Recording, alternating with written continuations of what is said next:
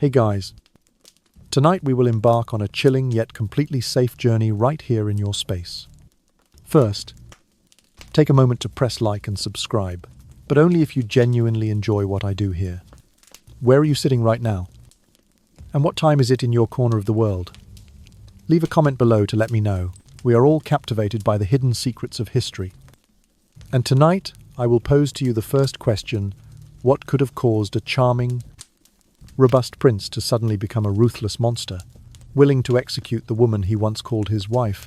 Your thoughts will mark the beginning of this terrifying yet equally enthralling exploration we are about to undertake. Now, dim the lights. Maybe turn on a fan for that soft background hum. And let's ease into tonight's journey together. In the year 1547, the entire royal court held its breath at the sickbed as Henry VIII lay dying, his leg ulcer rotting and exuding a foul stench. Yet no one dared to speak of the death that was drawing near. The laughter of the past now drifted faintly through the hushed, grim corridors of the royal palace.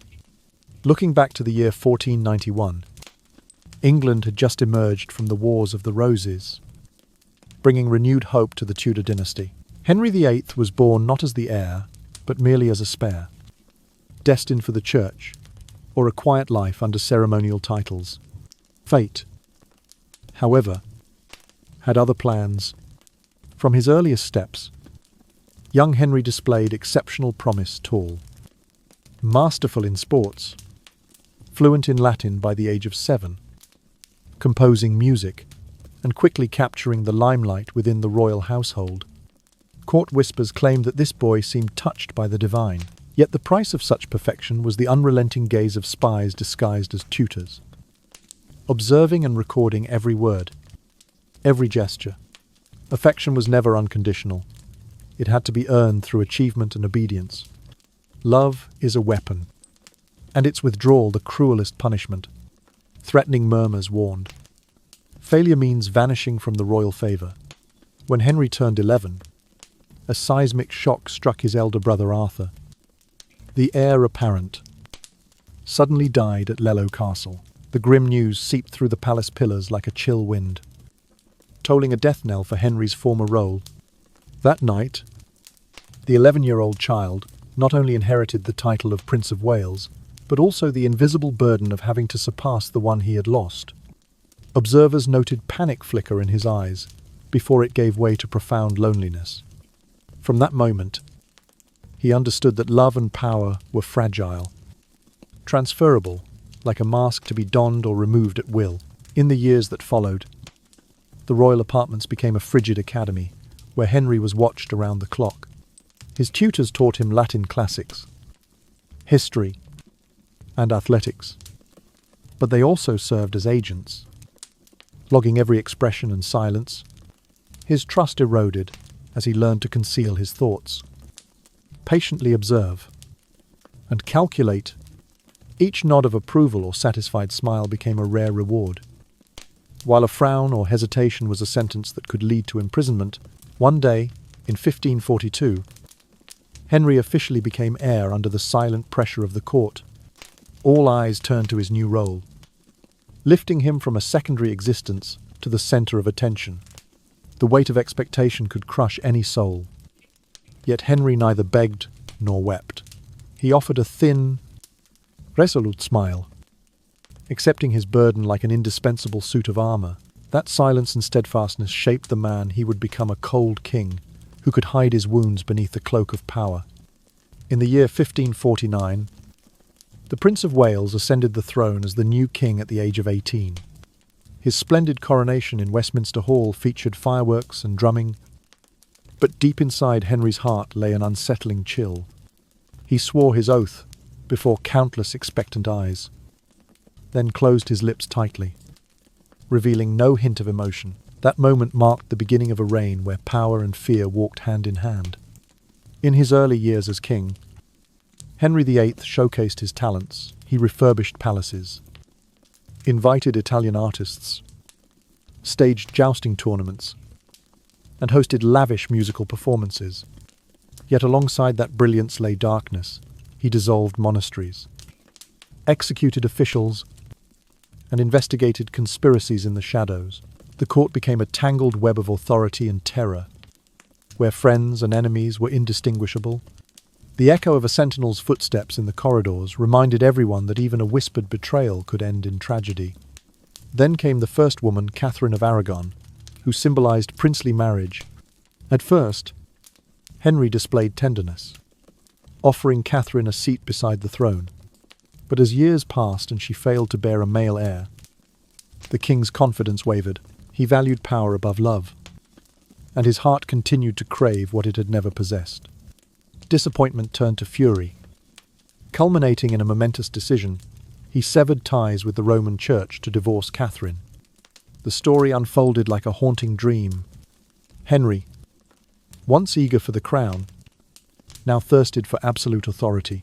The dissolution of monastic houses, the confiscation of church lands, and the deposition of the Pope were not merely political acts, but a cold lecture on how he defined love, a tool or placeholder to be exchanged at his convenience.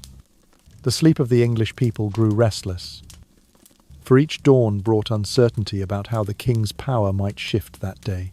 The entire court bent under royal decree, holding its breath before every new decision, while Henry peered from behind his veil of authority, viewing the world through lenses of ambition and fear. And so, the long nights and days wove together into a somber melody of power and betrayal, a song that only upon its final note would we realize we had been lulled to sleep by its concluding verse. By the year 1502, when Henry was only 11 years old, the first tragedy struck his elder brother Arthur, the Prince of Wales. Heir to the throne died suddenly at Lello Castle. That night, the life of young Henry shifted forever. The spare child was thrust into the spotlight as the new heir. The weight of expectation and responsibility fell upon the shoulders of that 11-year-old boy. He would not only fulfill the role of the secondary prince, but also fill the psychological void left by his brother's untimely death. Henry's heart shattered, as he inherited not only a crown, but the spectral presence of someone who was no more. The burdensome whisper echoed in his mind. You must be doubly perfect, and you must become all that he once was, sowing a deep anxiety that everything, even people, could be reassigned at a moment's notice. In the months that followed, Henry's betrothal to Catherine of Aragon, previously married to Arthur, confirmed his new role in the dynastic machinery. Under the glittering veneer of royal protocol, the boy recognized that human beings were treated as mere tools. If one wife expired without producing a male heir, another would take her place. If one title holder failed, another could step in at once. The refrain haunted him. People can be replaced. His father, King Henry VII, grew increasingly strict, fencing his son within walls of fear. Every chamber in the palace might hide an informant. Every newcomer could be an enemy in disguise. Absolute power, his father seemed to teach, was the only true safeguard. Within the palace walls, Henry learned to see loyalty as fragile and love as conditional. Tutors and courtiers watched him constantly, their pens poised to record any misstep. In that environment of suspicion, he mastered the art of self-control. He would entertain no visible doubt, no sign of weakness. Each practiced smile or nod became a strategic move, a means of securing fleeting approval. At the same time, every twitch of discomfort, every quiver in his voice, risked condemnation, trust eroded, replaced by a relentless drive for stability through power. When his father passed away in the year 1509, Henry VIII ascended the throne at the age of 18. In that moment, the boy whose heart had been tempered by trauma now wore the mantle of kingship. The applause of the court and the pomp of his coronation in Westminster Abbey could not warm the coldness that had taken root within him. He had been forged in a crucible of loss and surveillance, emerging with a singular resolve to wield power, absolutely, so that no one could ever again discard him like a broken toy. As king, Henry's early decisions echoed the lessons of his youth. He surrounded himself with an ever-shifting circle of advisors, promoting those who displayed unwavering loyalty and discarding those whose utility had waned. The executioner's axe fell on anyone suspected of betrayal, real or imagined. In his mind, absolute authority was not only desirable but necessary. It was the ultimate defense against the fear of abandonment that had stalked him since Arthur's death. Love, in his world, remained a conditional currency, traded for obedience and proof of usefulness. Yet beneath the veneer of regal confidence lay the shadow of that lonely 11-year-old boy. Every decree, every act of harsh justice, was tinged with the echo of Arthur's lost potential, Henry VIII's reign. Then, there was born of that early grief, a reign defined by the unyielding pursuit of control to fill the emptiness left by a brother's passing. And so, as he set about reshaping the kingdom in his own image, the heart that had once learned to survive through perfection now beat with an unquenchable thirst for power, a thirst that would mark every decision of his troubled, tumultuous ruler. The coronation of Henry VIII was heralded as the dawn of a golden age. Yet within only a few short years, a darkness began to coil around the young king. At first, Henry displayed boundless generosity, lavish feasts, gifts of jewels to nobles, and the commissioning of ornate tapestries that glittered in the torchlight. He rode through the streets of London with buoyant energy, laughing and greeting his subjects, inspiring bursts of cheers that seemed to echo forever. His vivacity and charm captivated both court and commoner. And for a brief, shining moment, it seemed as though the kingdom would flourish under his vibrant rule. Yet beneath the smiling visage lay a profound fear of failure. In King Henry's mind, love and glory were conditional rewards to be earned, never freely given. Every affectionate embrace or word of praise had to be measured against performance. Any misstep risked withdrawal of goodwill. He amassed wealth carefully, stacking chests of coins in secret vaults beneath Whitehall Palace. He maintained vigilant eyes upon his own attendants, for loyalty was tested continuously, and even those closest to him could be swept aside at a single whispered accusation. Rule became an unending examination of allegiance and self-worth.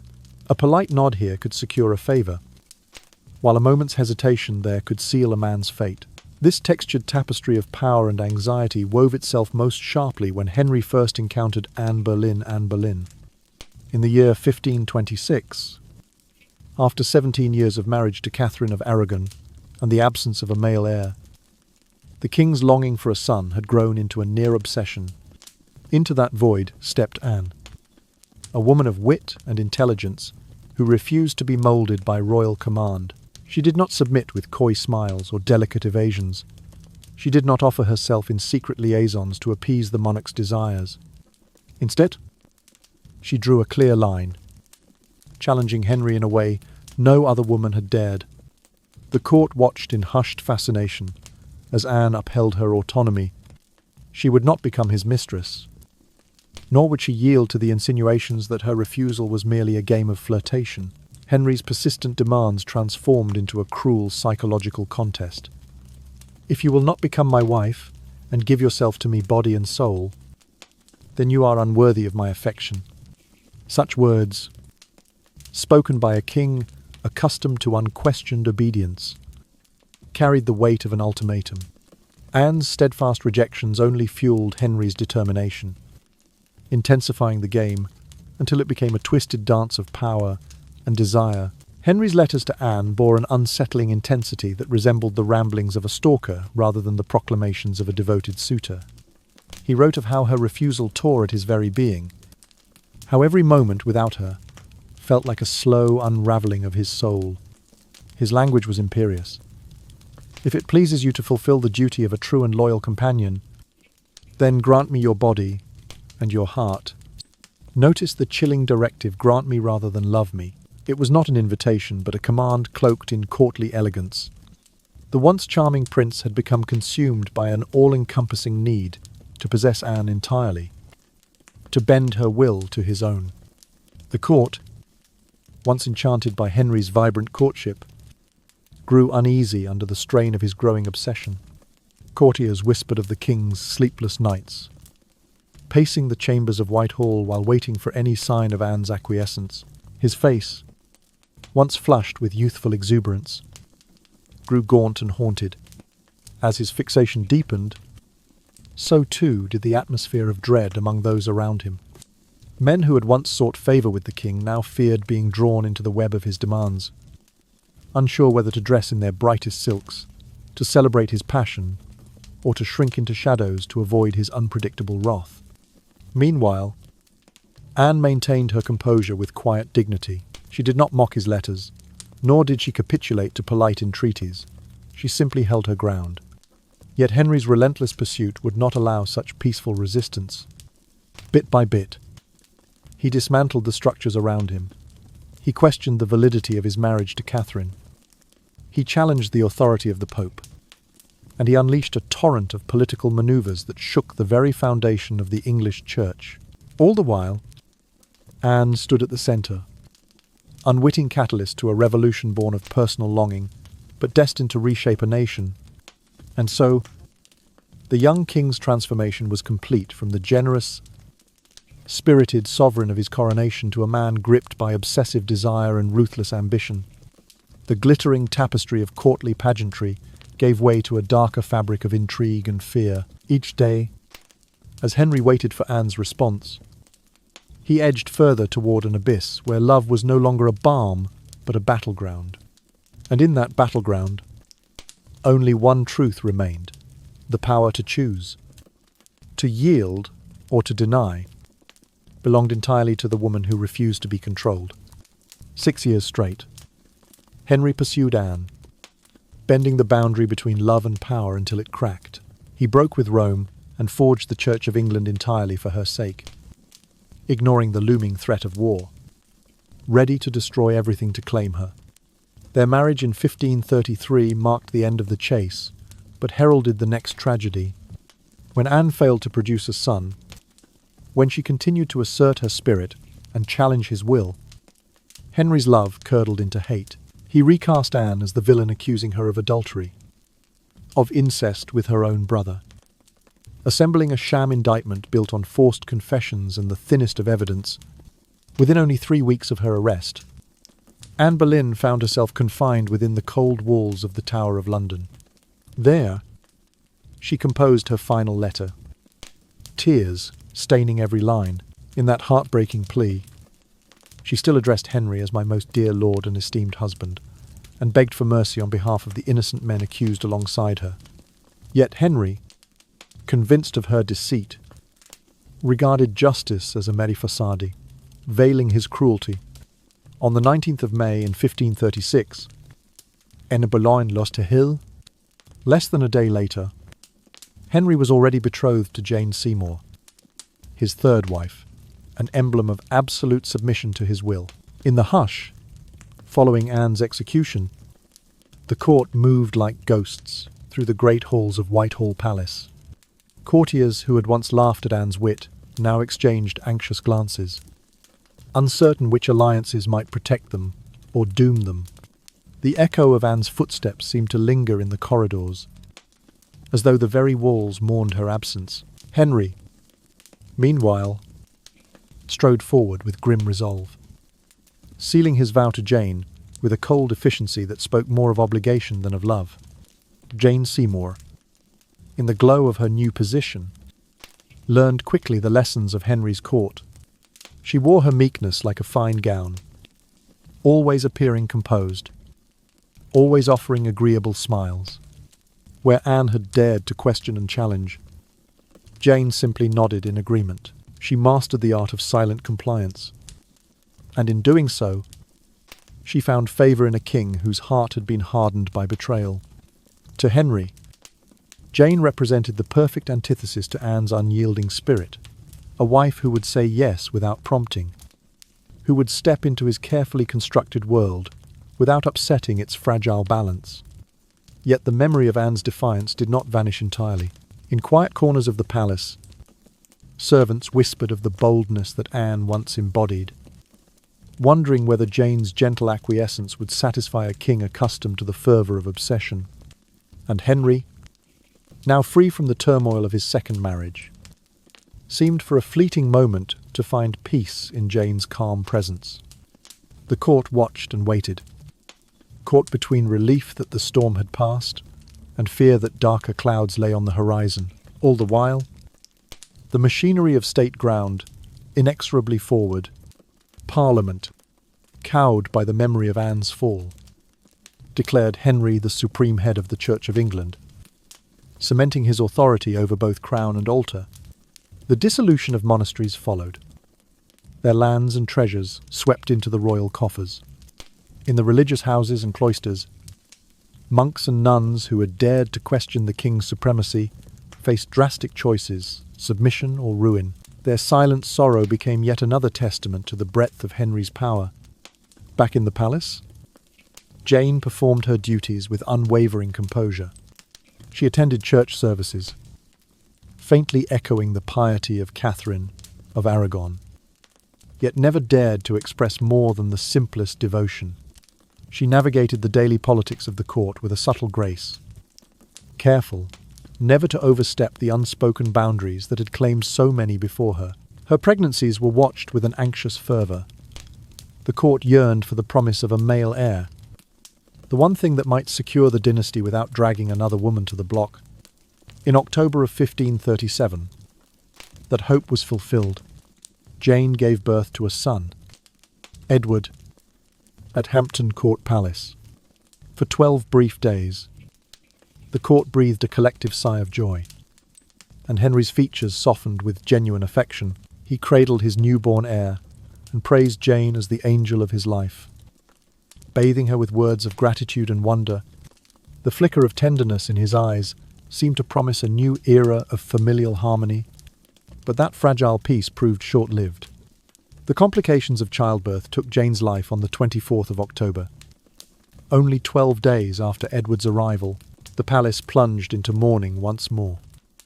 For the woman who had embodied Henry's dreams died at the very moment he believed he had secured his legacy.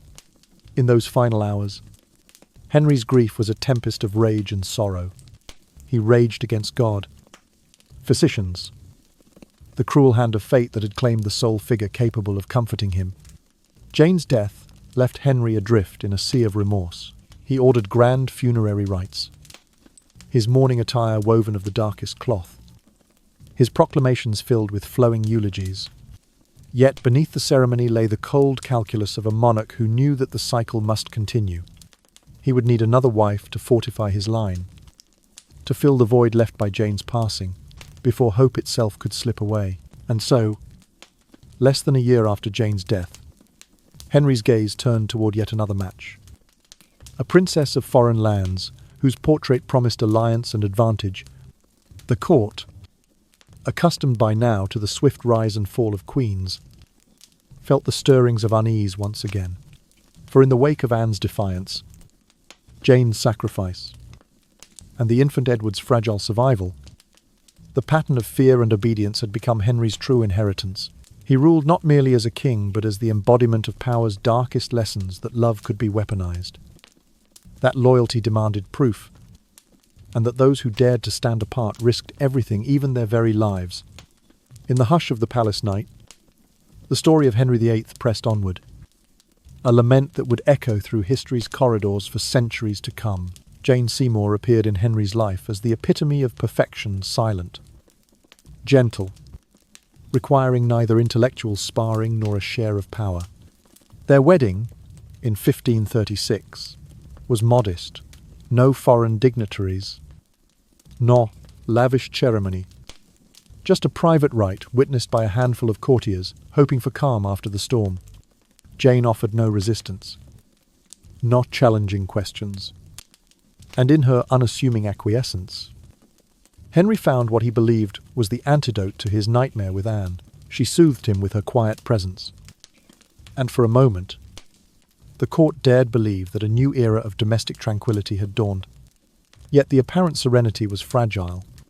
Within less than a year of their union, Jane became pregnant. The entire realm watched with anxious anticipation as the queen to be carried the fate of the dynasty within her womb. With each passing month, the burden on Jane grew heavier. She felt the crushing weight of expectation not only to give birth, but to deliver a healthy son who would secure the Tudor succession. In candlelit chambers, she prayed silently, clutching hair, swollen belly, while the anxious whispers of the court echoed in the corridors outside. When at last the day came in October of 1537, Jane endured hours of painful labour. King Henry, pacing outside the birthing chamber, vacillated between fervent hope and bitter despair, with every cry that drifted through the door. Court physicians tended to her through long, harrowing hours, their faces drawn as they awaited the precious announcement. Finally, a cry pierced the night a son had been born. The joy that erupted throughout the palace was incandescent. Henry, in that fleeting hour, seemed almost a man undone by tenderness. He wept. He kissed Jane's pale hands. He pressed his forehead to her brow and called her my beloved angel. But the triumph was cruelly short-lived. 12 days later, Jane succumbed to postnatal complications, perhaps a retained placenta or a fatal infection that no Elizabethan remedy could cure. In the shadowed hours before her death, Henry's control unravelled into raw, selfish despair. He berated the physicians in hissing curses. He howled at fate for depriving him of his perfect bride. And he even turned his anguish into accusation against the divine, demanding to know why God had allowed his miracle to be snatched away. Jane's passing did not slip quietly into courtly condolence. It became a grim lesson etched into Henry's hardened heart. A person's value is measured by their utility. Once that utility is gone, so too is the person. In a grand funeral procession, Jane's body was borne through the streets in a hearse draped in velvet, escorted by noble ladies, dressed in mourning black. She was interred beside the tomb that Henry had designated for himself, a silent testament to her place as the ideal queen, ever perfect, ever yielding, ever gone before she could disappoint. In the days that followed, the court moved under a pall of sombre reflection. Courtiers who had once clung to Jane's favourable smile now bowed low in respectful sorrow, wary of what might follow in the wake of royal grief. Henry, meanwhile, navigated his sorrow with a chilling pragmatism. His official proclamations spoke of deep loss and solemn tribute, yet behind the formal words lay the unmistakable calculation of a man already considering his next steps. For Henry, the sequence of marriages had become a pattern of seeking, acquiring, discarding, and moving on, all in pursuit of security that eluded him. Each wife had served a purpose: Catherine of Aragon, for dynastic legitimacy; Anne Boleyn, for personnelle obsession; Jane Seymour for domestic peace and a male heir. Now the cycle had repeated, with Jane's life ending just as she had fulfilled her role. In the silent recesses of his mind, Henry absorbed the lesson: love was ephemeral, and loyalty was measured by the service rendered. And so, as the ministers and courtiers began to whisper of prospective alliances with foreign princesses, Henry's gaze turned once more toward marriage as a political necessity. The court braced itself for a new round of negotiations. Portraits and ambassadors bearing news of potential brides. Behind the veneer of royal diplomacy lay the ever-present urgency to secure the succession, to fill the vacancy of the ideal spouse, and to maintain the illusion of a stable dynasty. Yet the memory of Jane lingered in the drowsy hush of the palace at twilight, the image of her pale face bathed in candlelight, the echo of her soft laughter at small jokes, the gentle strength she wielded through silent compliance. In his darker moments, Henry might recall her singular virtue, her willingness to yield entirely to his will. But even that memory could not stem the tide of his unrelenting pursuit of power. The succession remained paramount, and with Jane's death, he had been reminded once more that only absolute authority could guard him against the fear that had stalked him since childhood. Thus the court drifted forward into yet another chapter of matrimonial intrigue and political manoeuvring, as foreign envoys arrived bearing portraits and promises, as the scribes penned proposals in neat Latin, and as the treasury prepared generous dower gifts. The lessons of the past lay coiled in every advisor's mind: caution against overreaching, fear of partial defiance, and the unspoken understanding that Henry VIII would stop at nothing to fortify his line. And so the drowsy corridors of Whitehall awaited the next bride, knowing full well that in the grand arithmetic of power, only one count truly mattered: the survival of the Tudor name, no matter the human cost. After the tragedy with Jane Seymour, Henry VIII turned toward a diplomatic marriage with Princess Anne of Cleves in early December of 1539. The match was arranged through the sketches of Hans Holbein, whose portrait had pleased the king's eye and promised a perfect alliance with the German duchy. In the flickering candlelight of Whitehall's council chamber, ambassadors had toasted to the union, confident that political advantage and personal contentment would follow in equal measure. Yet, when Anne set foot in Rochester, Henry's illusions shattered as swiftly as autumn leaves in the wind. He found her appearance and manner far from the graceful vision Holbein's brush had conveyed. The king, who once revelled in youthful vigour and refined courtly charm, recoiled. In a voice low with contempt, it declared Anne deformed, bearing the odour of disease, and quipped, "I like her not." Those words, rough as flint, shattered courtly decorum. Though he had proclaimed her his Queen of England on the 6th of January, 1540, he felt nothing but mounting aversion. Within less than a week of the ceremony, Henry conferred secretly with his legal advisers, plotting the annulment of his new marriage. He refused the consummative act, that long-anticipated consummation that kings and queens customarily deemed the consummation of consent, and then cited that very refusal as evidence that the bonds of matrimony had never truly formed.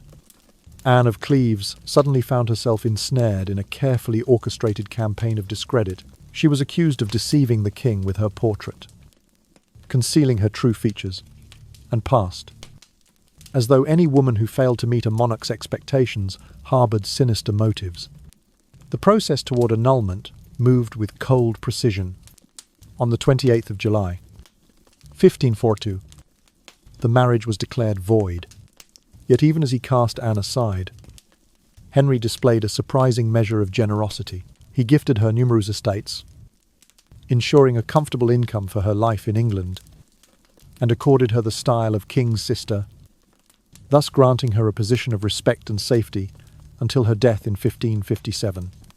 This arrangement, so unlike the rending of Anne Boleyn's fate, underscored Henry's calculated indifference when affection ceased to serve his grand designs. A human being could be discarded without rancour, provided she was willing to accept the terms of her dismissal. In the wake of their separation, Anne took residence at Richmond Palace, spending her days in quiet contemplation and the management of her estates. She received the occasional visit from nobles and ladies, their voices hushed as they spoke of her plight. Some whispered pity for the foreign princess cast aside, while others envied her continued safety under Henry's protection. Yet Anne, ever composed, governed her own household with dignity, learning to navigate the intricate etiquette of an English court that had once celebrated her arrival. Meanwhile, Henry proceeded to erase her memory from official displays. His royal wardrobe discarded tokens of their brief union. Chroniclers noted that even the tapestries bearing Anne's likeness were rolled away and stored deep in the palace vaults. To Henry, the annulment was both a legal formality and an act of self-preservation, safeguarding his reputation and his alliances. Power, in his mind, demanded adaptability. When one marriage failed to secure his objectives, it must be undone swiftly and without hesitation. This episode with Anne of Cleves revealed a deeper truth about Henry's reign. His emotional commitments were subordinate to his strategic imperatives. Where Catherine of Aragon had represented dynastic continuity and Anne Boleyn had kindled a personal obsession, Anne of Cleves offered pure political expedience. Yet once she no longer fit the image he had purchased, once her reality jolted him from his fantasies, she was as expendable as a pawn on a chessboard. The divorce served as a chilling demonstration to courtiers and foreign powers alike. Henry VIII would brook no obstacle to his designs. Personal or political, Anne's own response, measured and respectful, contrasted starkly with the cruelty of her predecessor's fate. She made no public accusations or bitter complaints. Instead, she accepted her title of king's sister and resided peacefully in English society. Over the following years, she forged friendships with influential nobles, offering hospitality and support when political tides shifted. She outlived Henry and his contentious court, maintaining the generous allowances he had granted and honouring the quiet bonds of loyalty she had cultivated. As the court turned its attention to the next prospective bride, Henry's advisers watched with wary anticipation. They had witnessed too many marriages end in heartbreak, scandal, and even execution. Some wondered whether the model of passive compliance embodied by Jane Seymour had merely delayed the king's darker impulses, or whether the assertive independence of Anne Boleyn had ignited those very impulses. In casting aside Anne of Cleves, Henry demonstrated that he valued calculated compliance, above all, a lesson that future queens would not soon forget. Yet even as he pursued further alliances, Henry's reputation had been forever altered by his treatment of Anne. Diplomats in European courts wrote in their dispatches of the English monarch's caprice, noting how swiftly he could crown a bride, and then, with equal haste, declare the marriage null. That fickle reputation posed a challenge to England's foreign relations. How could a foreign power trust a king whose promises shifted with the seasons, and yet no realm dared openly defy him? For his power, political, religious, and personal, remained potent and unyielding. In the balmy summer of 1540, as Anne settled into her new life, and Henry prepared to look for yet another wife, the lessons of the Cleves marriage lingered. They underscored the precarious balance between affection and authority, between the human need for companionship and the inexorable demands of kingship. And in the dusky corridors of the palace, as courtiers drifted toward restless sleep, they carried within them the cautionary tale of a princess whose portrait sparked a royal marriage and whose person was deemed dispensable once the picture cracked. On the very day his marriage to Anne of Cleves was annulled, Henry VIII moved swiftly into another union, this time with his own cousin, Catherine Howard, a mere 19 years old. In the bright torchlight of the royal chapel, the young queen stood in delicate silence, as Henry looked upon her with fresh admiration. Her youth and charm caught his breath long, dark hair framing a face as smooth as porcelain, eyes wide and innocent, yet sparkling with curiosity. For a moment, the weight of past humiliations seemed to lift from his shoulders, and he allowed himself the rare indulgence of genuine delight. Yet beneath Catherine's demure smiles lay a troubled past. From the age of 13, she had endured 2 illicit relationships with older men, ravaged by the predatory tendencies of those entrusted with her education and care. Those early liaisons had remained whispered scandals among her household, until her elevation to queenship. Once crowned, Catherine, longing for a shred of comfort amid the labyrinth of court politics, sought out one of her former confidants, Thomas Culpeper. Their encounters, though innocent to her heart, a few quiet conversations in hidden corners were destined to become the most damning evidence of betrayal in the king's eyes. The machinery of accusation was set into motion with chilling efficiency. Henry's agents, ever eager to prove their loyalty, scoured Catherine's youth for any hint of impropriety. Former servants were summoned, their memories prodded until they yielded confessions of meetings, hushed behind tapestry folds and furtive letters slipped beneath chamber doors. Under the glare of countless torches, Catherine was forced to stand trial before peers whose faces reflected both pity and fear. Each detail of her past was laid bare the age of 13 when she first yielded to the false promises of affection. The gifts exchanged in secret, the whispered reassurances that the world would never know. Catherine cried then, her tears flowing freely down her cheeks as she protested her innocence. "I have done nothing to offend my royal husband," she sobbed, "nor have I betrayed the crown." But her pleas were drowned in a sea of accusations. To Henry, Her youthful indiscretions had transformed into calculated villainy. No longer was she the bright-eyed girl he had admired at Whitehall. In his mind, she had become a conspirator, worthy of the severest punishment. The trial moved with grim haste. On the 13th of February in 1542, the sentence was carried out. Catherine Howard was led to the Tower Green, her steps faltering but dignified. A French executioner, summoned for the occasion, waited with his blade sharpened to a cruel gleam. The hush that fell over the gathered onlookers was absolute, broken only by the faint rustle of Catherine's skirts as she knelt at the block. In her final moments, the girl queen raised her head, her flowing hair unbound, her face pale but composed, and whispered a prayer for herself and for the mercy of a merciless monarch. When the sword fell, the silence deepened, as though the world held its breath in shared sorrow. Her body was taken swiftly away, conveyed to a modest tomb within the Tower's chapel, far from the splendour of royal burials. In the days that followed, courtiers spoke of Catherine's fate as both tragedy and warning, a cautionary tale of how swiftly innocence could become guilt in the king's court. Henry's reaction was as calculating as it was cold. He issued proclamations stating that justice had been done, that the Queen's betrayal left no choice. Yet in private, he confessed a hollow regret. The brightness that Catherine had brought to the palace was now replaced by a shadow more profound than any he had known. He described her betrayal as the ultimate crime, a personal affront that necessitated the harshest response. Behind the scenes, the machinery of mourning rolled on. Catherine's ladies-in-waiting were dismissed, their chambers cleared of personal effects. Her name was omitted from new court records, her image removed from every portrait gallery. Henry sought to erase her entirely from the public memory, as though the swift stroke of a pen could alter the reality of her life and death. But in the quiet recesses of Whitehall, servants wept in hushed corners, recalling Catherine's gentle laughter and her whispered kindness when she passed through the corridors. Some dared to leave flowers at the base of her tomb, tiny tokens of remembrance that would be cast aside by palace guards. For them, Catherine remained a symbol of the fragility of royal favour and the perilous edge upon which a queen or any woman stood in the presence of the king's unwavering will. As Henry turned his thoughts toward another marriage, the court held its breath once more.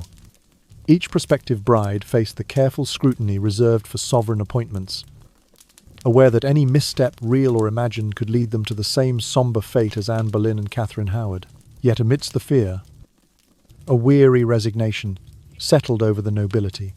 This was the nature of life at the heart of the realm, a realm where power was granted and withdrawn at a whim, where love could be commanded and then transformed into the greatest betrayal.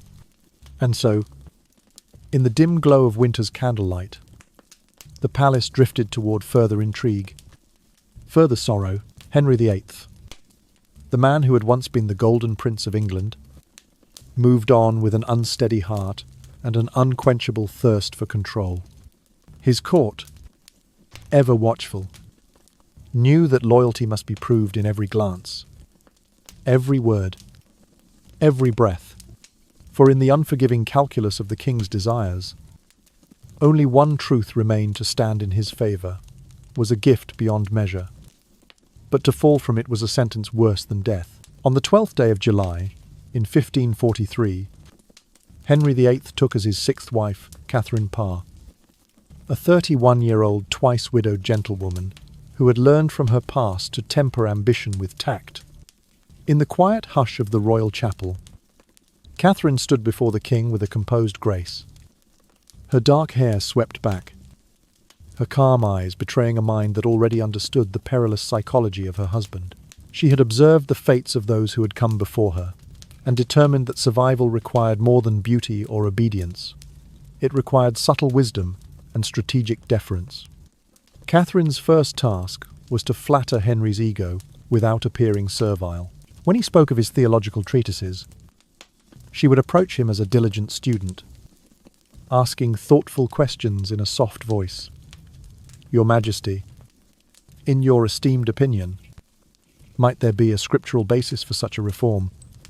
In doing so, she positioned him as the sole source of religious authority, inviting him to guide her, rather than challenging his judgment.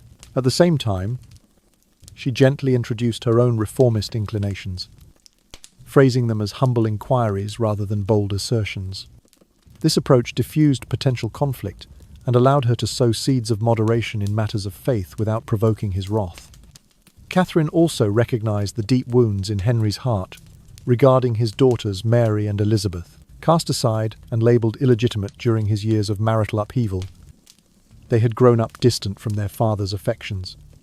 Under Catherine's suggestion, Henry invited Mary to court first, hosting a private supper in her honour. He watched, perhaps with a faint stirring of paternal pride, as Catherine spoke of Mary's virtues and praised her for her dignity under hardship.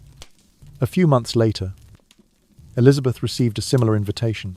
Portraits were painted to hang in the Great Hall, a subtle signal that these daughters, once deemed politically inconvenient, were now restored to familial favour. Through these acts, Catherine rewove the frayed bonds of Henry's family, creating an atmosphere of relative peace and goodwill that had been absent for decades. Her careful handling of Henry's religious reforms further cemented her position. Where earlier queens had been outspoken or directly involved in policy, Catherine framed her suggestions as innocent reflections. In council meetings, she would lean forward, eyes bright, and preface her thoughts with, "Pardon my presumption, but might the king consider—" Henry, flattered by her deference, often replied at length, expounding his positions with renewed vigour. He welcomed her counsel, believing it bore the marks of his own wisdom echoed back to him. In this way, Catherine shaped policy from behind a veil of modesty, avoiding any charge of overstepping her role. Yet she proved equally adept at diffusing danger. In 1546, rumours arose that certain of her private correspondences contained views heretical to the Church of England. Word of a warrant for her arrest reached her ears, an arrest that would almost certainly end in execution, as it had for others.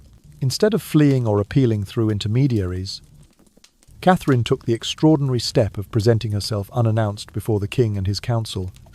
With a bowed head and trembling voice, she admitted, "If in my zeal for learning I have spoken or written amiss, it was not to instruct, but to learn from your Majesty's superior wisdom." Her contrition was so heartfelt, her humility so sincere, that Henry personally tore up the warrant, dismissing the charges and embracing her as his guiding rock and refuge. From that moment, Catherine Parr stood as the sole queen who would survive Henry's reign. In the calmer years that followed, Catherine's influence blossomed. She oversaw the education of both Mary and Elizabeth, ensuring they received tutors and resources previously withheld. She encouraged their studies in languages, music, and theology, quietly preparing them for futures beyond the strict confines Henry might later impose. Within the palace walls, she hosted small gatherings of scholars and reformers, always careful to secure the king's approval before inviting any speaker. These salons, held in the afternoon light, became rare havens of intellectual exchange in a court otherwise dominated by intrigue and suspicion. Meanwhile, Catherine tended to Henry's health and comfort with gentle attentiveness. On days when his chronic ulcers pained him, she arranged for him to recline on cushioned thrones near open windows. Attended by physicians, she personally vetted. She oversaw the preparation of his favourite stews and possets, ways of soothing both body and spirit. She spoke to him of his triumphs, of the stability he had brought to England, and of the legacy he would leave again, invoking his ego, but always with the intention of inspiring kindness rather than fear. As months turned into years, the court came to see Catherine not only as queen, but as a stabilizing force. Her reputation for piety and prudence spread beyond London, earning her praise in foreign letters. Ambassadors wrote home of the gentle queen who holds the king's heart and the court in gentle thrall. Though Henry remained unpredictable, his mood swings as tempestuous as ever, he increasingly relied on Catherine's counsel, befriended her in moments of solitude, and even entrusted her with drafting his final will. When the time came that Henry VIII's health failed, Catherine stood faithfully by his bed.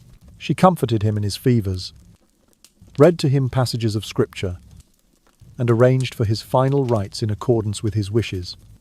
On the 28th of January, in 1547, as Henry breathed his last, Catherine knelt beneath the canopy of his royal chamber, offering prayers for the man who had been her husband and her sovereign. When life slipped from his grasp, she accepted her widowhood with the same composed strength that had carried her through years of peril. Thus, Catherine Parr closed the chapter of Henry's turbulent marriages not as a fallen queen, but as a survivor whose gentle strategy had outlasted fear and tyranny. Her marriage to Henry VIII became a testament to the power of empathy, tact, and unwavering devotion, not to romance, but to the survival of the most fragile human heart. And as the dawn broke over Whitehall Palace, Catherine Parr prepared to step out of the shadows of her late husband's reign, carrying forward the lessons of a court where power and affection danced on the edge of a blade. In the final years of his life, Henry VIII bore the burdens of age, illness, and injury. His once athletic frame swelled to nearly 400 pounds. Each step made precarious by chronic leg ulcers that festered and exuded a foul odour. These wounds, relics of his jousting accident in 1536, refused to heal and became reservoirs of infection. Modern physicians suggest that he may have suffered from Cushing's syndrome, his rapid weight gain, round moon face, and mood swings, fitting the profile compounded by the lingering effects of traumatic brain injury. These afflictions eroded his mental stability, ushering in paranoia, delirium, and an almost complete loss of self-control. By candlelight in the dim corridors of Whitehall, courtiers spoke in hushed tones of the king's unpredictable fits of rage. Once a young prince whose laughter had filled the halls, he now raged without warning, accusing servants, favourites, and even close relatives of plotting his downfall. Whispers of rebellion, real or imagined, reached his ears like malicious gossip, and Henry began to cast suspicion on all who crossed his path. The very walls of his private chambers felt like instruments of betrayal, echoing every footstep as if to conspire against him. No one, it seemed, was beyond reproach.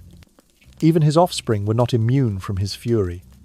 Grand plans for the future of Edward, his son, and Elizabeth and Mary, his daughters, were overshadowed by decrees to root out potential traitors in their midst.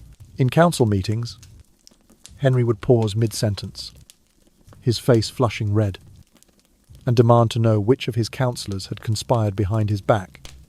The sternest warnings, sometimes written on parchment sealed with the royal signet, called for investigations into imagined alliances, phantom plots, and secret correspondence. Some men were arrested in the dead of night, dragged from their beds to the Tower's dank cells, where they awaited interrogation by the king's trusted officers. As these chapters of Paranoia unfolded, Henry's habit of personally signing execution warrants never waned. Even in his weakened state, he relished the final authority to determine life or death. He would sit in his council chamber, quill in hand, his massive fingers trembling as he added his signature to yet another warrant. The mere act of crossing that royal H seemed to impart a flicker of strength, as though issuing death was itself a tonic to his fragile ego. One of the most chilling episodes of his final years involved the Duke of Norfolk Thomas Howard, a kinsman of Henry's earlier queens. The Duke's influence and ancient lineage posed a potential threat to Edward's succession. In a midnight session of the Privy Council, Henry ordered Norfolk's arrest and drafted a warrant for his execution. The court buzzed with dread, certain that the Duke's head would fall at Tower Hill within days. Yet Providence intervened.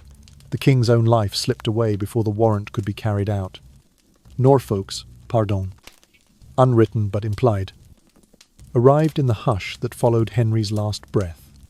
On the morning of the 28th of January, in 1547, Henry VIII lay on his deathbed, a monumental figure diminished into frail humanity. His breath came in shallow gasps, the rhythmic tick of the chamber clock marking each weakening moment. Summoned to his side was Thomas Cranmer, the Archbishop of Canterbury, who had once crowned and then rebuked him. When Cranmer laid a hand upon his forehead, Henry reached out with surprising vigour, seizing the Archbishop's hand with a grip that belied his wasting form. In that gesture firm, possessive, and final, Henry exerted one last assertion of control over his world. As the candles guttered, and the cold dawn light crept into the chamber, a hush fell over Whitehall. The king's heart ceased its laboured beat, and with his passing, the pall of fear that had gripped the court for decades finally lifted. Chamberlains and physicians, who had once flinched at his approach, wept openly, their tears mingling with the chill air.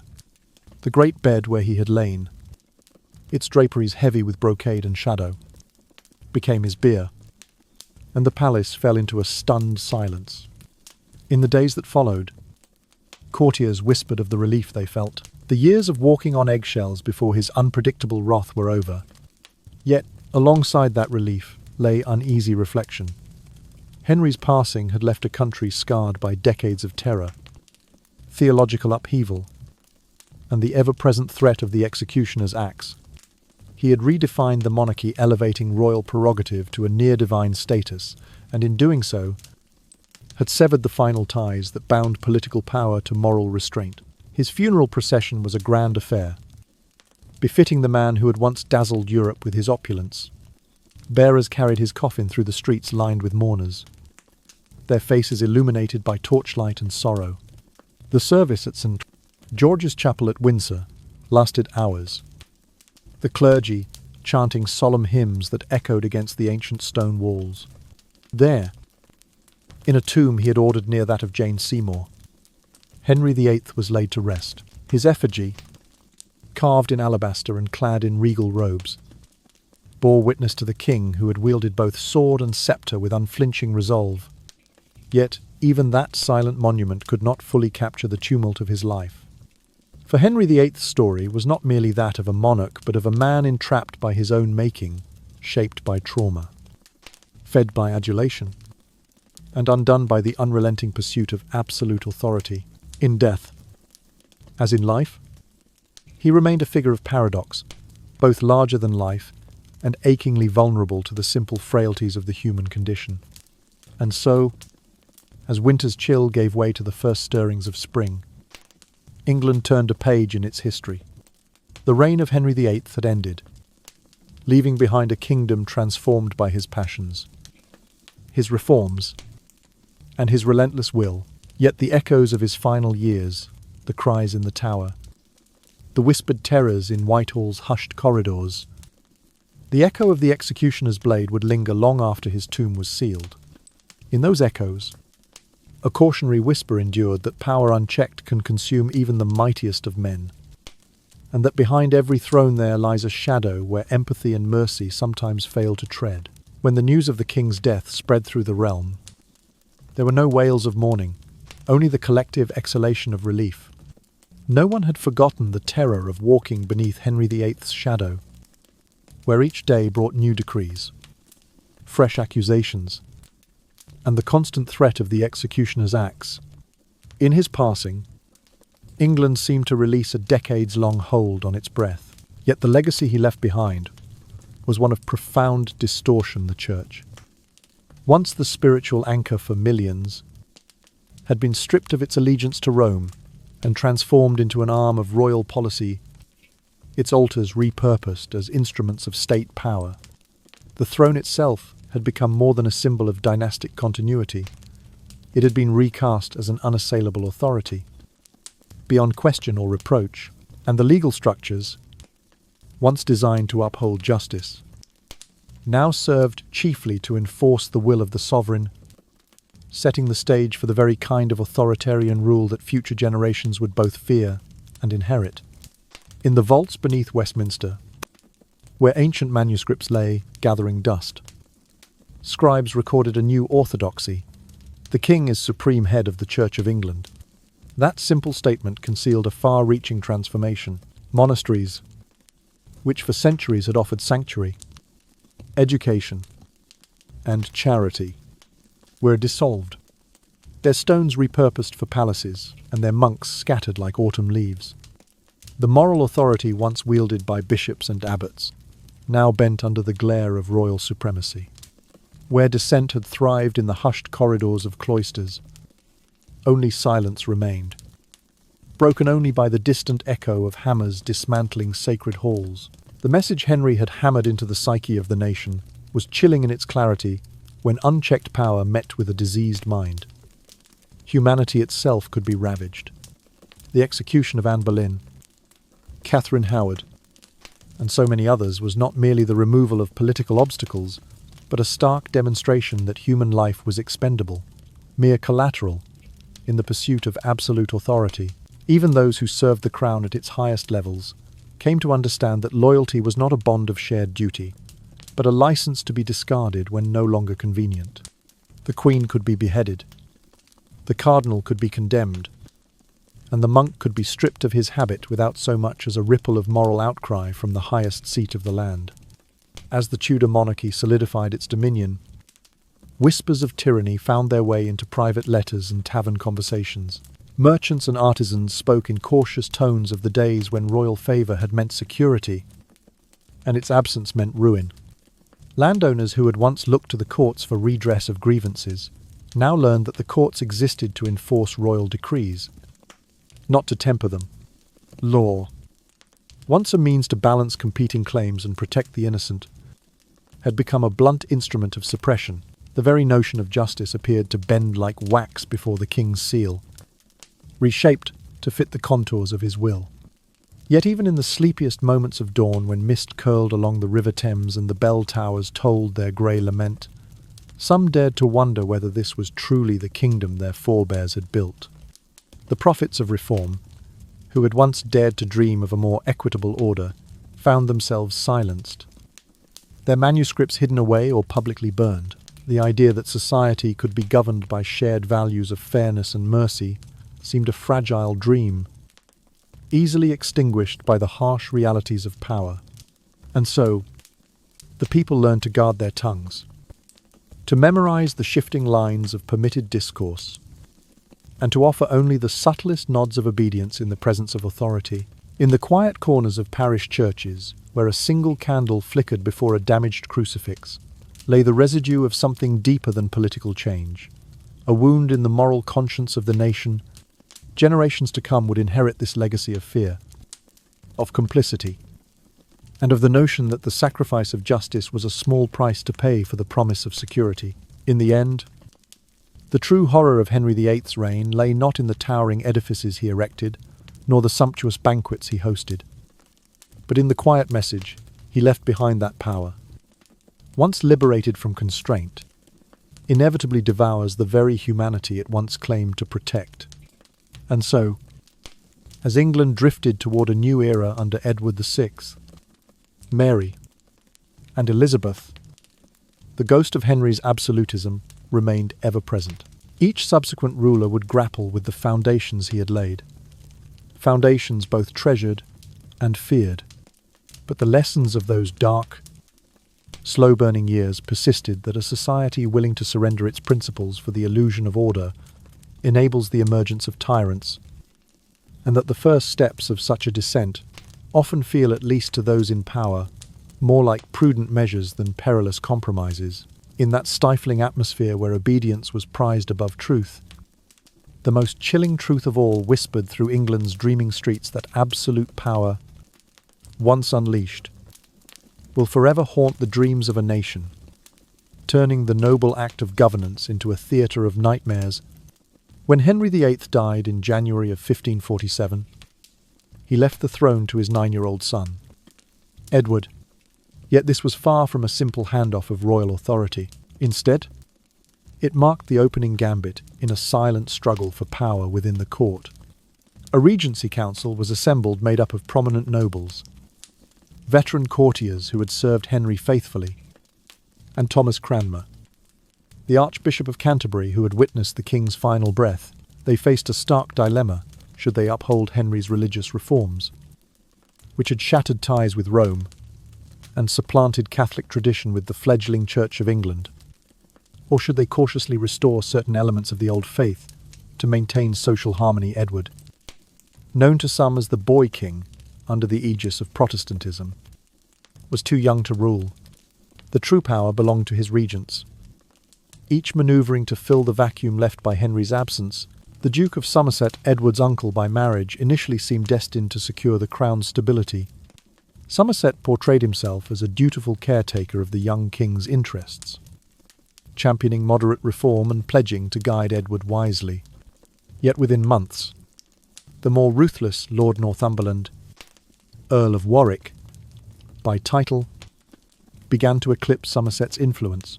Northumberland capitalised on the kingdom's unrest, scarce grain, heavy taxes, and lingering religious tensions to curry favour with key nobles and consolidate wealth. Every policy, from tariff adjustments to church doctrine, reflected the shifting balance between Somerset's moderate Protestant outlook and Northumberland's cynical appetite for power. As Edward's brief reign unfolded, it became clear that a child's rule was a dangerous proposition in a world of seasoned courtiers. Without a consistent guiding hand, governance stumbled from one crisis to the next. Somerset's early reforms, including the introduction of a new Book of Common Prayer, sparked riots in some towns, while rural parishes, wary of change, resisted at every turn. Northumberland seized upon these disturbances, positioning himself as a guardian of order, even as he drove up taxes to fund garrisons, meant to suppress the very uprisings he tacitly encouraged. In this tug of war, the common people suffered most. They endured food shortages, their meagre livelihoods burdened by levies and requisitions, even as the palace debates raged on. For less than 6 years, Edward VI bore the heavy crown, yet he remained a spectator to the ambitions of men twice his age. His proclamations, often penned by Cranmer or Somerset, called for devout service to God and godly obedience to the king. But the reality on the ground was far more chaotic. Guilds petitioned for relief from oppressive dues. Magistrates pleaded for soldiers to quell banditry, and the poor, skirting the edges of desperation, whispered of a monarch who lived in splendour while they endured hunger and cold. The once vibrant pageantry of the Tudor court gave way to furtive glances and subdued conversations, as though all would speak but dared not. Then in July of 1553, Edward's fragile health, weakened by consumption and possibly childhood ailments, finally gave out. The 19-year-old king lay in Windsor Castle, his breath shallow, his hand clutching a prayer book. When news of his death reached London, it sent tremors through the court once more. The question of succession loomed, and with it, the spectre of dynastic conflict. Some whispered in taverns that Edward's passing was a judgment on the kingdom's drift from ancient traditions. Others, more cynical, spoke only of who would next occupy the vacant throne and claim the regency spoils. Inevitably, Mary Tudor, Edward's half-sister and devout Catholic, seized her chance. As the first crowned Queen of England, Mary's accession represented a dramatic reversal of Henry's legacy. She moved swiftly to restore papal supremacy and to reinstate Catholic rights. Undoing much of the Protestant architecture her father and brother had erected, her policies, harsh as they were, served notice that the religious pendulum of England would swing far from reformist zeal back toward the old creed. Monasteries were refounded, Mass was publicly celebrated again, and those who had embraced the Book of Common Prayer found themselves branded as heretics. In Mary's reign, the realm took a hard step backward, yea, a step so forceful that the hopeful progress of Edward's days dwindled into a lament for what might have been. Meanwhile, Northumberland, thwarted in his bid to control Edward's succession, found himself outmanoeuvred. Somerset, once powerful, had tasted the guillotine of court intrigue and been stripped of his lands. Northumberland, ever adaptive, sought to promote Lady Jane Grey, another Protestant figure, as Edward's successor. A gambit that lasted mere days before Mary's forces prevailed. The brief reign of Jane Grey, known in hushed tones as the 9-Day Queen, underscored the fragility of any regime imposed by factional strife rather than popular consent. As Mary consolidated her rule, the bitter lessons of these turbulent years became writ large. A throne without a mature sovereign was like a ship without a helmsman, tossed by the waves of ambition. The common folk, who had once placed their hopes in the youth of King Edward, now found themselves caught in the cross-currents of religious vengeance and political vendetta. The executions of prominent Protestants, including Cranmer himself, cast a shadow darker than any under Henry. Prayer books were burned in public squares, their pages flaring upward like anxious souls. The spectre of heresy trials returned with a grim inevitability, reviving the same fear that had haunted the late years of Henry's court. In those sleepy midnight hours, as Mary paced her private chambers in cloistered halls, she contemplated not only the fate of each soul before her, but the legacy of a family torn by competing visions of faith and authority. The sins of Henry VIII, in dissolving the monasteries, in executing wives and nobles, in recasting the church as an instrument of the crown, had set into motion a cycle of reaction and reprisal. Mary's response, severe though it was, reflected the magnitude of her father's reforms and her brother's Protestant zeal. The Tudor saga, once hailed as a beacon of divine right and regal grandeur, had devolved into a grim tableau of shifting dogmas and human suffering. And so, as the candle flames guttered in the College of St. Philae, Peter Advincula, at the Tower, where the bodies of Jane and others lay buried, England found itself at another crossroads. The memory of Edward's brief, faltering reign remained a glimmer of youthful promise, overshadowed by the darker tides of absolutism and confessional warfare. When Mary at last took the crown of England upon her head, she did so with the knowledge that her father's revolutionary changes had forever altered the relationship between monarch and subject, church and state, and that her own attempts to roll back that revolution would leave scars as deep as any executed queen's legacy. In that uneasy twilight between reigns, the Tudor dynasty teetered, a testament to the perils of succession, the volatility of youth, and the heavy cost of mixing power with ideology. Mary Tudor ascended the throne with a solemn resolve to restore Catholicism, believing that she was righting the errors of her father, Henry VIII. On the 1st of October in 1553, she was proclaimed Queen, draped in the weight of her convictions and the memory of her brother's Protestant reforms. Yet Mary's zeal soon revealed itself to be severe and uncompromising. She authorized the public burning of heretics with a fervor that earned her the grim sobriquet Bloody Mary. Over the next few years, more than 300 Protestant clergy were consigned to the flames, their shrieks echoing through market squares as frightened onlookers shuttered their windows and hurried home. These spectacles of fire and sorrow did more than enforce religious uniformity.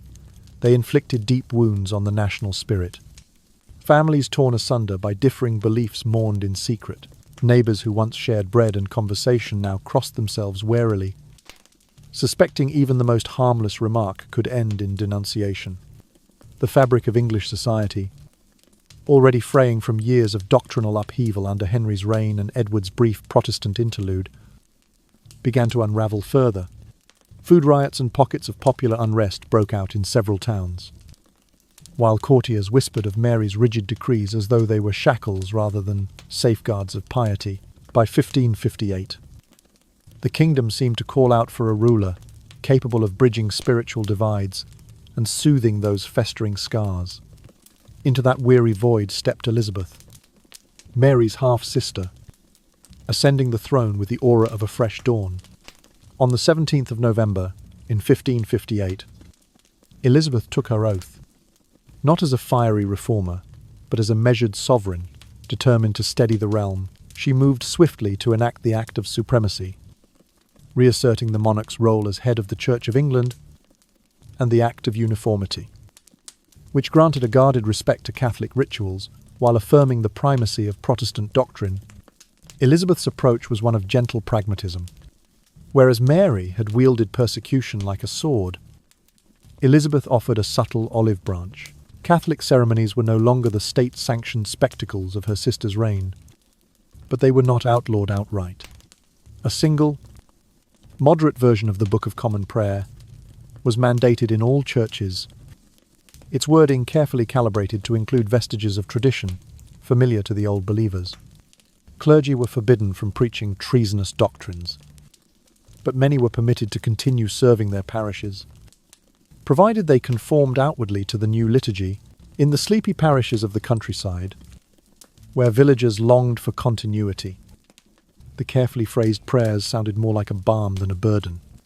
Under Elizabeth's rule, the court settled into a disciplined routine of ritual and ceremony, morning prayers in the chapel, midday audiences in the throne room, and evening feasts in the Grand Hall provided a reassuring rhythm to daily life at Whitehall.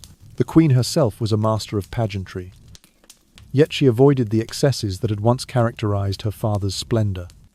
Her wardrobe, though sumptuous, favored subdued hues at council meetings, reserving bright silk and jeweled adornments for state occasions. The courtiers adapted quickly, learning to anticipate each nuance of Elizabeth's preferences, and in turn, the palace atmosphere became one of earnest devotion rather than fearful submission. Perhaps Elizabeth's most subtle exercise of power was her so-called marriage politics. She chose never to wed, cultivating instead the image of a sovereign whose loyalty was undivided. Foreign suitors, Dukes of Anjou, Electors of Brandenburg, even the young Philip of Spain were courted with ceremonies, portraits, and carefully crafted letters. Yet the promises of affection were always subject to the caveat that Elizabeth's first allegiance was to her realm. This strategy earned her both the affectionate whispers of her Protestant subjects, who dreaded a Spanish consort, and the cautious respect of Catholic monarchs, who saw in her refusal a firm commitment to national sovereignty. In those days, Europe viewed England through a lens of wary admiration. Ambassadors reported that Elizabeth moved skillfully between reconciliation and resolve, that she could soothe anxious nobles with a gentle hand or send a sharp reprimand to wavering bishops. Under her steady guidance, trade resumed along the Channel, while coastal defences were reinforced against the threat of foreign invasion. Writs and proclamations flowed from her council chamber in equable tones, each designed to maintain order rather than to stoke fear. And in the quiet hours before dawn, as candle flames guttered in the royal residences, Elizabeth's courtiers felt that the monarchy had rediscovered its dignity. Yet Elizabeth's realm was far from serene. Shadowy plots continued to surface, some orchestrated by Catholic exiles, seeking to supplant her with Mary, Queen of Scots, others by ambitious nobles testing her patience, but where Henry had reacted with swift and brutal punishment, and Mary with fiery retribution, Elizabeth employed a subtler arsenal: fines, supervised confinement, and occasional exile. The most dangerous conspirators found themselves quietly removed from public life, their destinies sealed not by the executioner's block, but by legal and financial sequestration. Through nearly half a century of her reign, this balance endured. No new massive burning ordered by the crown, no sudden dissolution of yet another religious community. Instead, a cautious equilibrium was struck. Protestants worshipped freely in their parish churches. Catholics attended Mass in private chapels, and those who navigated the boundaries of faith did so under the protective umbrella of royal favour. Elizabeth's settlement, as it came to be called, offered a compromise that tempered zeal with restraint, a far cry from her father's tyranny and her sister's bloodshed. In the gentle twilight of her final years, courtiers spoke in hushed admiration of Elizabeth's accomplishments. They credited her with preserving the monarchy's authority while allowing a degree of religious latitude unprecedented since the Reformation. The once fractured factions of court and country found themselves bound by a common respect for a queen who governed with both firmness and empathy. And as England drifted into the 17th century, the foundations Elizabeth laid in liturgy, in law, and in the art of statecraft became the touchstones of a realm capable of both wielding power and honouring conscience.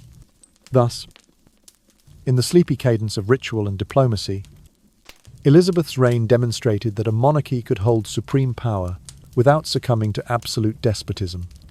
Her legacy stood as a testament to the called a fearful endurance.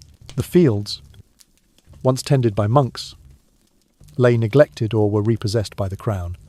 Tithes and taxes piled upon the common folk until grain grew scarce, and hunger tightened its grip. Every new proclamation from the king seemed to rewrite the rules of survival. 1 month Catholic clergy were arrested for heresy. The next, Protestant leaders faced the block. Rumours spread like wildfire. The traitor shall have his head struck off at dawn, each whispered warning serving as a grim reminder that to resist royal decree was to risk everything one held dear. Under such pressure, the people of England developed a habit of preserving face above all else. To speak one's mind was to gamble with life itself. More prudent was the practice of keeping up appearances. In market squares, vendors silenced any hint of dissent as they hawked their wares. In parish churches, villagers bowed their heads and mumbled the required prayers, the wary of glancing too openly at the new altar or mouthing an unsanctioned creed. This culture of silence is golden seeped into daily life, extending far beyond questions of faith. Families learned to avoid contentious topics at mealtimes, and travelling minstrels toned down any verses that might provoke royal censure. From this climate of self-censorship emerged what future generations would call the stiff upper lip. Emotions, whether fervent belief or burning indignation, were carefully concealed. Grief over a confiscated farm or sorrow for a neighbour dragged off to the Tower found no safe-out idea that authority, when tempered by wisdom and measured by justice, need not tear society apart but can, instead, foster unity and stability. And in those quiet moments before dawn, when ministers penned the day's edicts by candlelight and guards exchanged respectful bows, the ghosts of earlier tyrannies faded into memory, replaced by the gentle hum of a kingdom at peace with itself. Throughout Henry VIII's reign, the relentless campaign of religious persecution, the executions of wives and nobles, and the wholesale dissolution of monasteries instilled in the populace what might let. Tears were shed in private, and anger was drowned in the silent promise never to stray from the king's prescribed path. Even private letters, once a refuge for personal opinion, were often left unsigned or burned before they could compromise the writer. Personal conscience bowed silently to the realities of survival. Yet this culture of fear did not confine itself to the peasantry. The nobility, too, adopted a similar code of conduct in order to preserve their lives and estates. Courtiers became masters of reading the king's mind, discerning which opinions to echo and which to suppress. They learned the art of the obsequious compliment, coupling each flattering phrase with a subtle nod to the policies of the day. A loyal wife, sensing the fickle winds of Henry's favour, knew precisely when to yield her own views, to play the role of the perfect consort, whose only ambition was the glory of her husband's crown. Should her loyalty waver, an embroidered criticism, an ill-timed question, could lead to her removal or worse.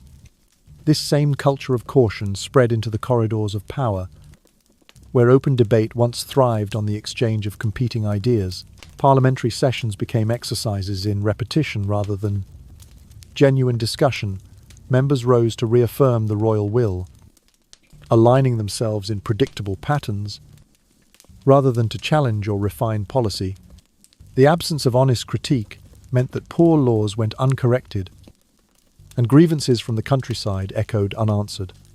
Local councils, charged with administering justice, hesitated to address abuses for fear of offending their superiors. Over time, this reticence stunted the growth of a robust civil society.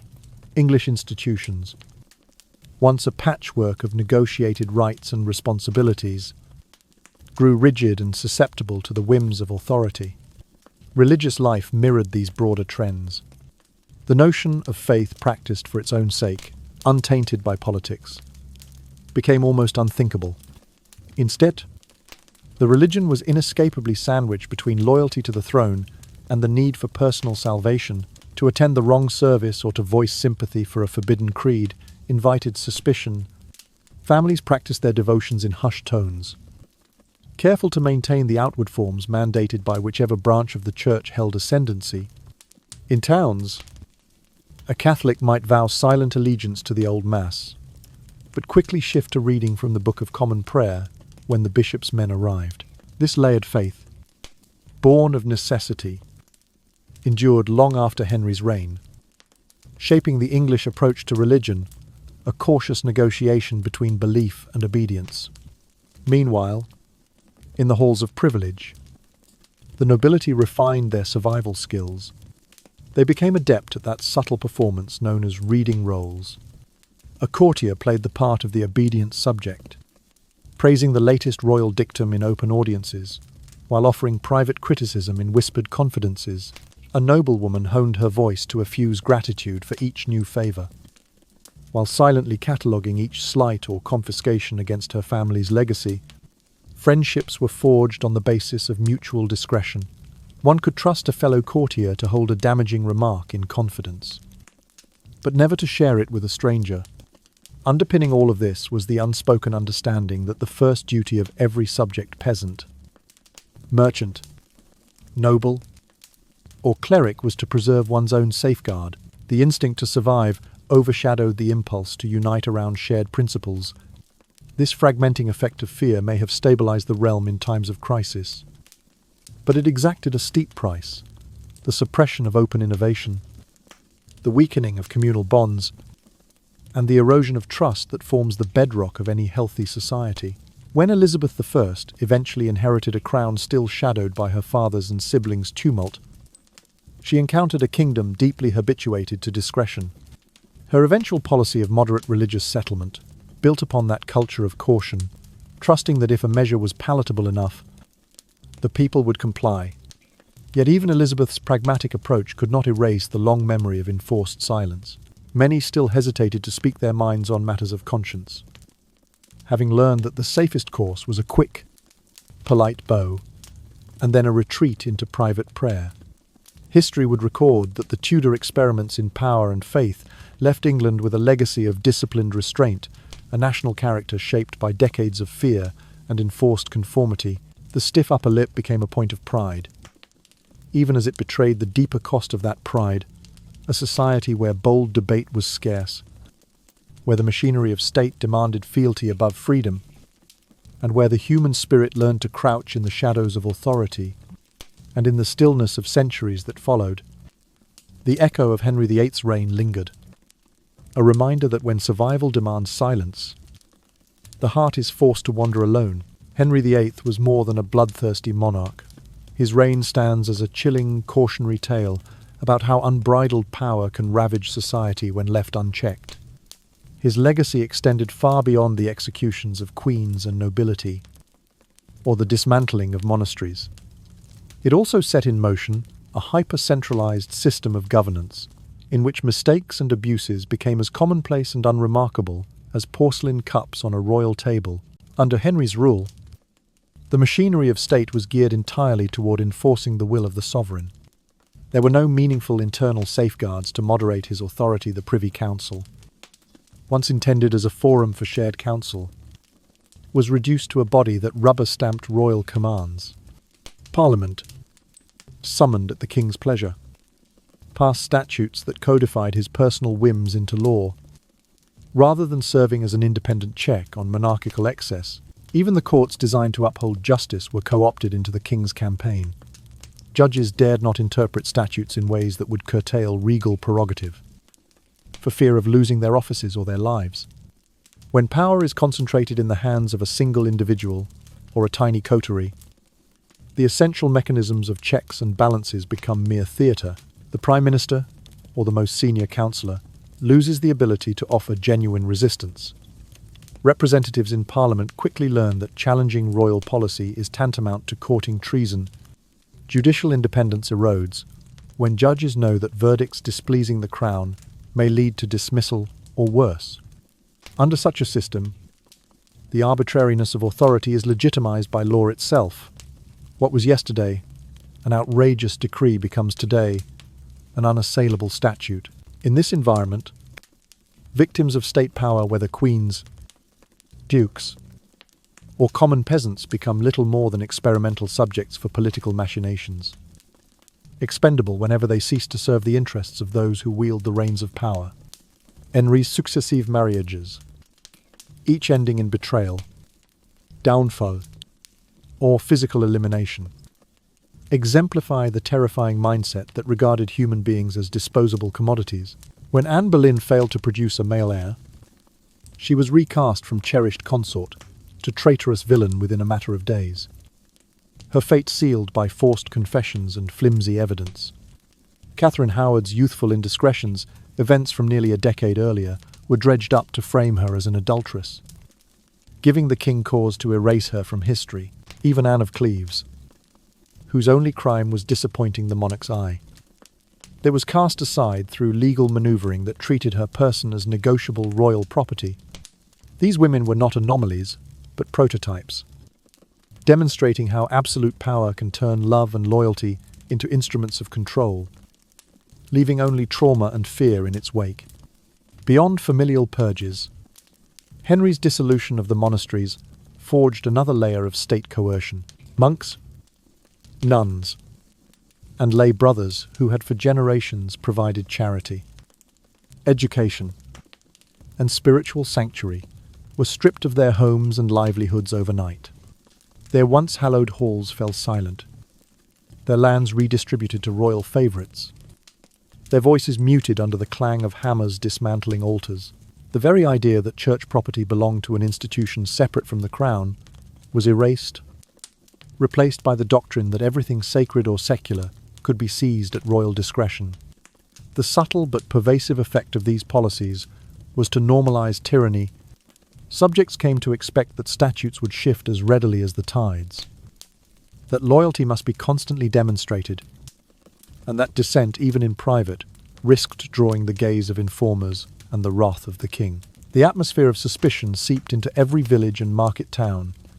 A single report of sedition could trigger raids, arrests, and the confiscation of goods. Local magistrates, once community arbiters, became agents of a central authority, enforcing the king's will with little room for mercy or nuanced judgment. The primary lesson of Henry VIII's reign is stark never surrender. Critical elements of the political system into the hands of individuals predisposed to risk and psychological instability, who view human lives as mere tools for personal ambition. Without internal controls, power creates its own logic that justifies any excess in service of an ever-shifting concept of necessity. In such a world, the first line of defense must be built into the system itself: decentralized authority, genuine separation of powers, robust legal transparency, and unwavering respect for individual rights. Decentralized governance ensures that no single office can dictate policy without scrutiny. When legislative bodies and subject matter councils retain the capability to debate and amend proposals, laws reflect the collective judgment rather than the caprice of one person. A truly independent judiciary must be empowered to interpret statutes according to established principles, free from the threat of reprisal, transparency in lawmaking and enforcement, accessible records, open trials, and accountable officials shines light into the darkest corners of power, deterring abuses. Finally, a steadfast commitment to human rights, civil liberties, due process, and the presumption of innocence creates an ethical framework that shields individuals from becoming collateral damage in the pursuit of state interests. These safeguards are not theoretical luxuries, but practical bulwarks against the descent into tyranny. They recognize that while leaders may wield authority in good faith, the very nature of power can corrupt without structural limits.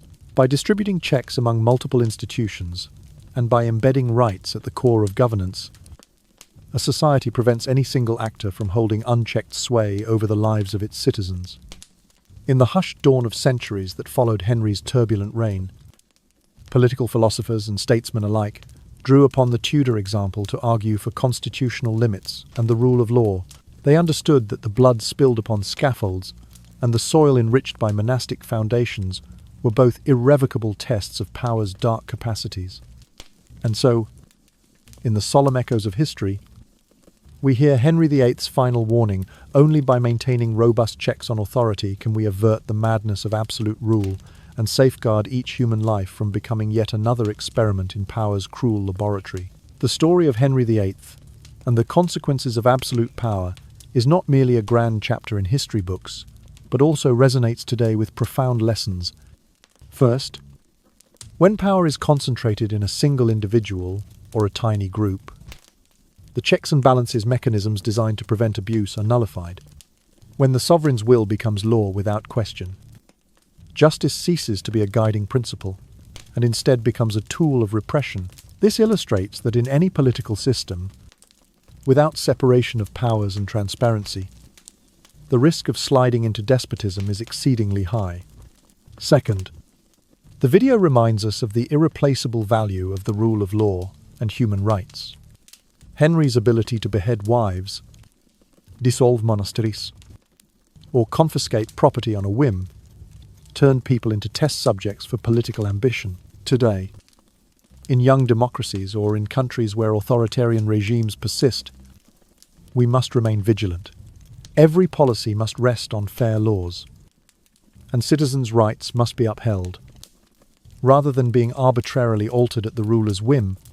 Third, the bloody fate of royal women Anne Boleyn, Jane Seymour, Catherine Howard, Catherine Parr underscores the precarious position of women in power structures.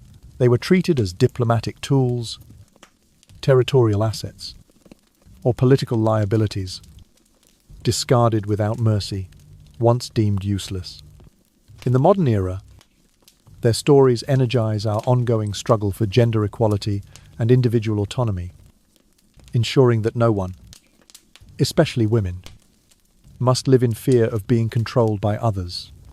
Finally, the video serves as a reminder that history is not only for observation and wonder, but also a mirror reflecting our own society. When power is rigorously checked, legal institutions operate fairly, and citizens are encouraged to debate openly, no matter the forum collective strength can emerge, fostering sustainable development. Conversely, if we sacrifice justice and truth for short-term stability, we risk enabling those who exploit authority for personal gain. From this video, we learn that internal oversight, separation of powers, legal transparency, respect for human rights, and fostering genuine dialogue are the antidotes to the intoxication of power. These principles are not merely appropriate but essential for every era, so that tragic scenarios like Henry VIII's reign are never repeated.